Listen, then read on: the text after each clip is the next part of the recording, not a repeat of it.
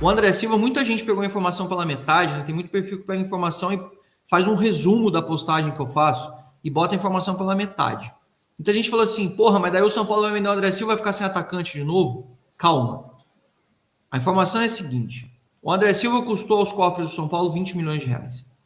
O São Paulo hoje tem Dineno e Rian Francisco, do qual o São Paulo não quer vender agora nessa janela. O São Paulo, se comercializar o André Silva, se chegar uma proposta na faixa de recuperar o investimento de 20 milhões, o São Paulo põe para dentro do caixa 20 milhas e o São Paulo vê no mercado a oportunidade de trazer jogadores por empréstimo, no qual ele não precise despender dinheiro agora. Ou seja, não é que vai ficar com 2 jogadores. O São Paulo contrataria mais um jogador, mais com perfil Crespo, e, ao mesmo tempo, engordaria o cofre, impedindo uma outra venda. Ou seja, o Pablo Maia hoje é o primeiro jogador na lista de vendas. Se o São Paulo, inclusive o Pablo Maia também está aí no título, a gente deu essa informação na sexta-feira de que o Pablo Maia estava recebendo consultas e ontem o Globo Esporte fez uma matéria dizendo que o São Paulo estava recebendo consultas. Ou seja, muito obrigado, Globo Esporte, por confirmar a nossa informação. A gente deu a informação na sexta, o Globo Esporte confirmou ontem. O Pablo Maia está recebendo consultas e o Pablo Maia, como eu já venho dizendo, há pelo menos uns 40 dias. Ele e Matheus Alves são os 2 principais jogadores para sair. Se o São Paulo recebe uma proposta pelo André Silva e o André Silva recebe uma proposta, a proposta por ele pode segurar o Pablo Maia. E o São Paulo, inclusive, se for inclusive um dos clubes interessados nele, a Udinese, que estava interessado nele desde a época que ele era artilheiro do Vitória de Guimarães, em Portugal. O Hoffenheim é outro clube alemão que tem interesse no André Silva. André Silva, que é artilheiro do São Paulo em 2025. Ele poderia sair e poderia cobrir uma possível venda de outro jogador. Então, neste caso, seria interessante para o São Paulo. E imagina, o São Paulo, por exemplo, vende ele para a Udinese e faz um empréstimo de 1 ano com o Brenner. Não seria uma coisa interessante?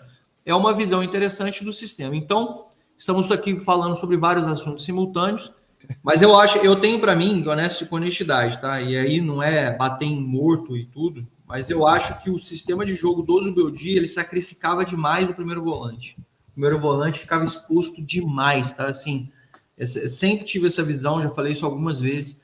Eu acho que o primeiro volante, tanto que a gente via com o Pablo Maia agora, no retorno dele, eu acho que o Pablo Maia, ele também não estava numa boa fase, porque ele ficava sobrecarregado demais na saída de jogo. Demais. O próprio Alisson, quando estava jogando, fazendo o primeiro volante, também estava num nível baixo.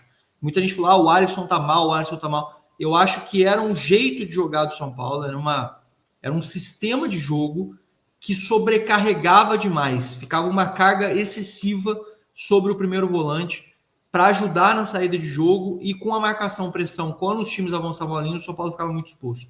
Eu acho que não era... Nesse caso, eu vou eximir um pouco os jogadores, não era muito Luiz Gustavo, não era muito Paulo Maia, nem Alisson, porque a gente está falando de alguns jogadores que fizeram essa função. Para mim, o jeito que o Zubeldia jogava, ele sobrecarregava demais a saída de bola, e o São Paulo ficava suscetível a sempre sair perdendo. Muitas vezes, inclusive, o Wellington apontava como ponta esquerda para sair jogando, e o Luiz Gustavo fazia lateral para ajudar na construção de jogo, para o São Paulo poder ter mais gente que sabia sair jogando. Quando tinha o Rafinha apontava na direita, o Luiz Gustavo na esquerda, e aí o Alisson fazia sair de jogo para você ter 3 jogadores com bom passe. Eu acho que era uma sobrecarga que eu acho, isso é uma opinião minha. Com o Crespo, não estou falando que o time vai ser uma seleção, mas eu acho que a gente vai ter menos descarrego na saída de bola do que a gente tinha com o Zubeldia, principalmente nesses jogadores. Eles ficavam muito expostos ao erro. Acho que com o Crespo a gente vai ter uma saída de bola mais segura, talvez não tão plástica assim do ponto de vista de sair tocando, mas o São Paulo vai abrir muito alas, vai ter o meio de campo mais povoado, e aí eu acho que o São Paulo vai ter mais gente para construir a saída de jogo do que o que a gente tinha antes, acabando, inclusive, tendo que recorrer muito a chutão para frente e depender muito de cabeçada para rebote, etc. e tal. Lembrando que o André Silva, o São Paulo, a minha informação de ontem não foi que o André Silva está para ser negociado. A informação é, caso o André Silva receba uma proposta que o São Paulo recupere investimento, o São Paulo tem opções no mercado hoje disponíveis que permitiriam reposição sem custo de transferência. Inclusive o Brenner é uma opção dessas. e o São Paulo poderia receber o dinheiro do André Silva, não vender o Pablo Maia, colocar dinheiro no caixa e repor. Não é ficar sem mais um atacante, é trazer mais um, que geraria outra opção, até porque o São Paulo entende que precisa de 3. Como eu falei, tem muita gente que pega o perfil e bota a informação de um texto inteiro grande, e a pessoa pega e faz 140 caracteres com a informação pela metade, e aí sai uma repercussão totalmente diferente. Então aqui em live é bom que a gente explica sobre esse assunto, aí comentando sobre as dispensas da Catinha. O Bobadilha, o São Paulo também considera como negociável. A questão do Bobadilha o São Paulo pagou 10 milhões de reais nele, só tem 60%.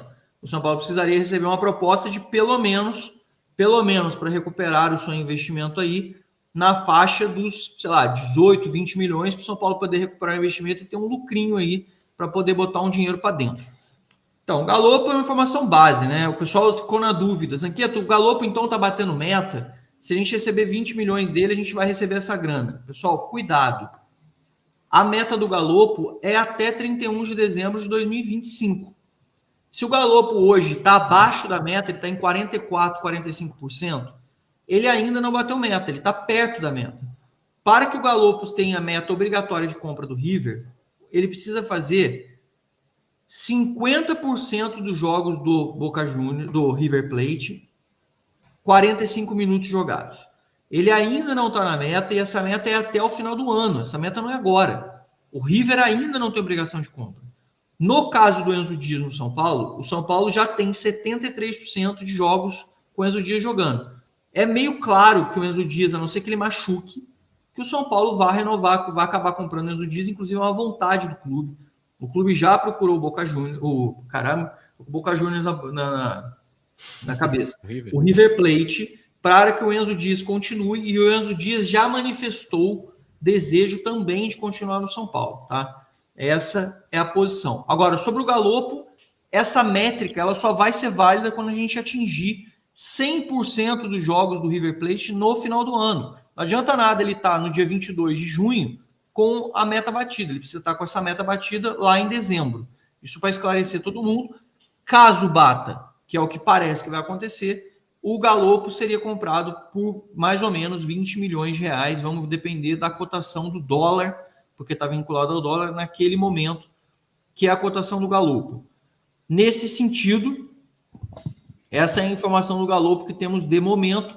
Mesma coisa aconteceu com o Marcos Antônio e com o Juan Tressoldi, que não bateram a meta. E aí o São Paulo conseguiu prorrogar o contrato do Marcos Antônio por mais um ano de empréstimo, com obrigação de compra com métricas menores. Ou seja, é muito mais provável do Marcos Antônio bater a meta agora do que antes. Então eu acho que vai bater a meta no próximo ano. E no caso do Juan Tressoldi, não batemos a meta e o São Paulo hoje negocia livre com o Juan Tressoldi. Eu vejo muita gente falando, vai pagar 26 milhões nele.